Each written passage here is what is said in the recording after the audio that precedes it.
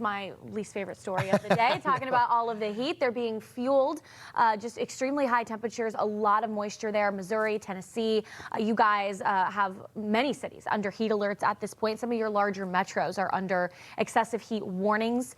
For St. Louis this morning, temperatures are already into the upper 70s, and the winds coming out of the south. That's going to be the big kicker there. Springboard. Yes, and that's why we have so much more of that humidity that's going to get pulled up. So it's that big dome of high pressure. We'll be talking about it all week, probably going into next week. It's going to slide a little bit further off towards the east over the next couple of days, but for now, just baking the central U.S. And when you think about an extreme heat warning, which is the highest level, saying, boy, this is new wording. The old wording was excessive. Now it goes extreme. But this goes all the way down to the Gulf Coast, especially right along the Mississippi for areas that are used to heat and humidity. But when you take it to the highest level for this part of the country, that's a concern, especially for the amount of days that we're going through. Day 2, day 3, you feel the effects.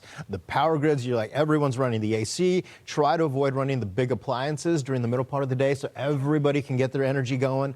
But the heat advisories go way up to the U.S.-Canada border. Yeah, and that's one thing. When we started doing Fox Weather First together on Monday, Chicago was under a watch. Right. They weren't quite under that warning, and so now that has been elevated because it's right around the corner. The heat is here today. Already temperatures in this morning are into the mid to upper 70s. Wichita Falls already hitting 80. Wow. Same with Texarkana. So it's and that heat index in Texarkana, you're already approaching 90 degrees. Ouch. And the sun probably hasn't even risen out. I was going to say, yeah, wait till that comes out. Exactly. Does the number on those temperatures and the humidity.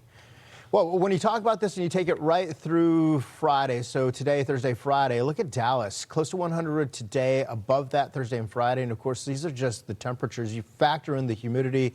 Ouch. Even all the way to Chicago. Are you kidding me? 103 is what it's going to feel like today with the heat index values. Omaha, 101. That's a huge chunk of real estate from the Gulf all the way to the U.S.-Canada border. Look at Detroit. Wow. Yeah, it's downright brutal. Tomorrow, you can see that subtle shift a little bit further off towards the I-95. Really, Friday is going to be the big cooker for us here in Manhattan. But still, I mean, notice on Friday, we're still talking triple-digit heat for Houston. This is obviously the heat index, so not quite what the air temperature would read. But Dallas, you're at 105. New Orleans, 96. And so it's just going to be miserable as we head into the weekend.